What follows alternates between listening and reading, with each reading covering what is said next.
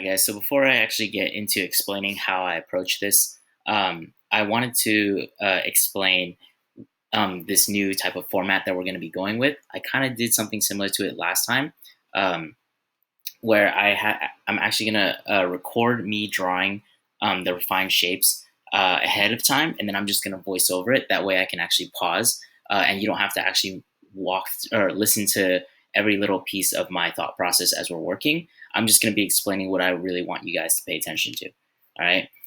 So here is a time lapse. You'll notice that it goes pretty quickly. Um, so you just have to. I'll be pausing it when I need to say something, just to give you a heads up. Okay. As I mentioned in the previous slide, I actually don't have my original, so I actually had to redo it. That's why it might look a little bit different. It's kind of faint to see, but you can vaguely see that my simple shapes are there. And at this point, I'm just going to be using that as a foundation anyway. But you should be able to see everything else. Okay, so let's get started. Remember, we start one part at a time. I actually started with the hair, right? Notice here, I just refined the shapes that I saw in the reference picture, right? And then I moved on to the puffball at the top, right? At this point, it doesn't really matter where you start because you're not measuring proportions for the structures anymore. That's why I started with the hair. Okay, just changing some of the shapes. For the most part, as I mentioned before, right?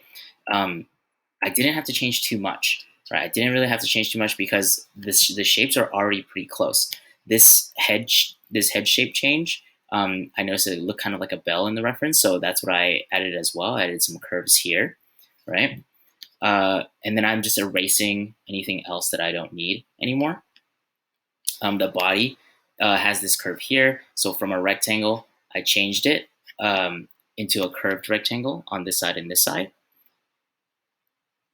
Okay, if you notice, I added in a lot of the details as well. Once I got the basic structure down of the character, right? Like I finished the shape of the body. I finished. There we go. I finished the shape of the body. I finished the shape of the skirt.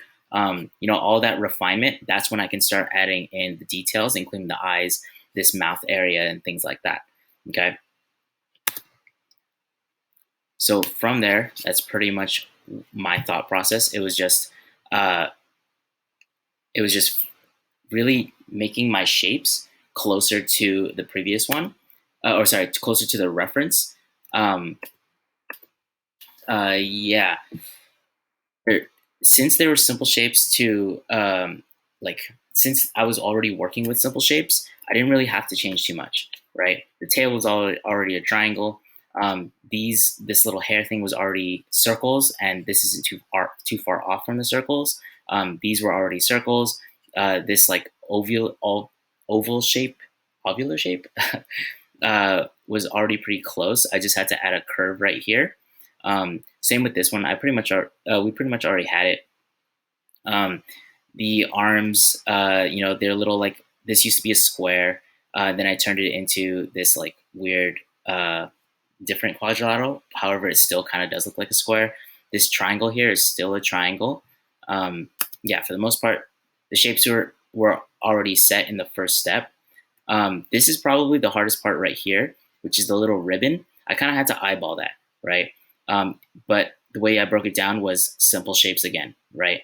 I had a small loop here, a loop inside, a circle in the middle, and then two little rectangles down here. Okay. So for this pattern, the pattern on her shirt, yes, it's made of a bunch of squares. However, if you notice, some of those squares are distorted because it's like her waist is being bent, right? There's a curve to her body. So I had to make sure that my lines for my pattern were also following the curvature of her body, okay? And that's why some of the squares, if you look closely, are smaller than others, and some of them have these weird directions as well. And then once I was there, that's pretty much it. Checking my proportions again to make sure that everything was correct, and there you go.